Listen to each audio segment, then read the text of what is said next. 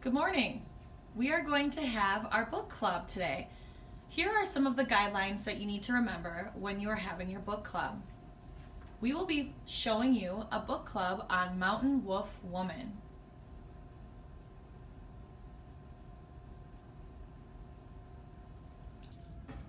Let's listen in to the Mountain Wolf Woman Book Club. Well, thanks for coming today to talk about Mountain Wolf Woman. I hope you all enjoyed reading the book. And I'm glad to see that you brought your notes filled out that you took as you read the book.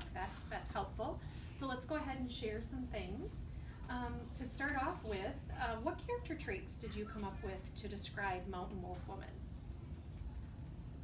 Well, one of the things I said was that she was observant because she really had to learn lots of different skills and trades just by looking at her mom doing those different things and her grandma.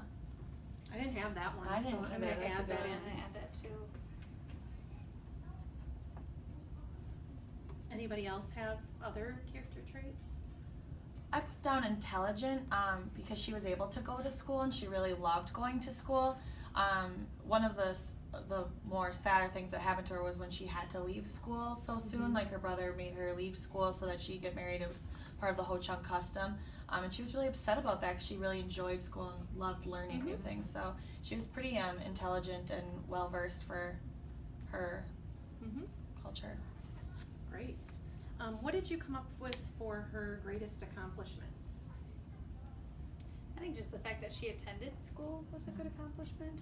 Yeah. Because not a lot of people got to at that time. Well, and she raised 11 children. Mhm. That's a big accomplishment. Yeah. And she helped her family survive the winters and all of those different seasons just from her contributions that she made with gathering the food and And just before we go on, I just wanted to touch base on a few things I'm noticing about our book club and with our book club guidelines. Everybody's doing a really great job listening to each other. Obviously you came prepared, which is nice. That helps a book club run smoothly. I'm hoping that you completed your readings and that you all read the book ahead of time. And if we get to a point where we disagree, I'm hoping that we can disagree in a positive, polite way. So let's keep on chatting about Mountain Wolf Woman. Any important events that you noted in her life?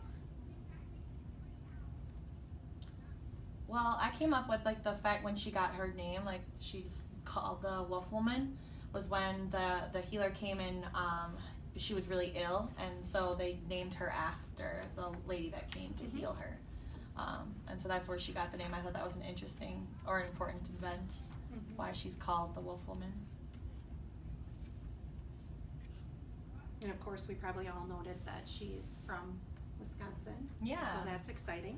You're right. And she went to school in Toma, which isn't too far from here. Well, and she had an arranged marriage.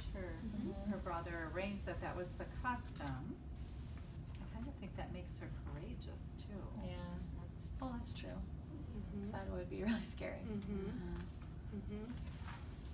Anything else about important events that we should definitely be talking about? I just put how her family made money making maple sugar, which is something that we learned about in our Native American research that a lot of the tribes did too. So I thought that was important for her family. Good connection. and going along with that too, how they would have to pick the blueberries, sell those then to Yeah. make the money. Oh, right. So blueberries, yeah. Did any of you note any weaknesses or disappointments or struggles that Mountain Wolf Woman had? Well, like I said before, when she was pulled out of school, she was really upset about it. Like, she did not want to do that. Which, I mean, the whole idea of arranged marriage would be scary enough, and then the fact that you don't get to go to school anymore if you really like it, and everything, so. And she was only in 6th grade at the time, so very young. Right. It was definitely a disappointment. Yeah. Does everybody agree on that one? Okay. Important people in her life? Well, definitely her family. I mean, her life revolved a lot around her family and following her customs. then, this one, I'm really interested to hear what you came up with, but the lessons that you learned from her, or what she has taught you about how to live your life. Anybody have anything to add for that piece? I just liked how she always kept trying. She didn't give up when things got difficult. So I kind of think there's a lot of things in life for all of us that get difficult, but just to not give up and to keep trying. Agree with that. I wrote that I learned how important it is to depend on family, because her family was everything to her in the book, and they all depended on each other and counted on each other for survival.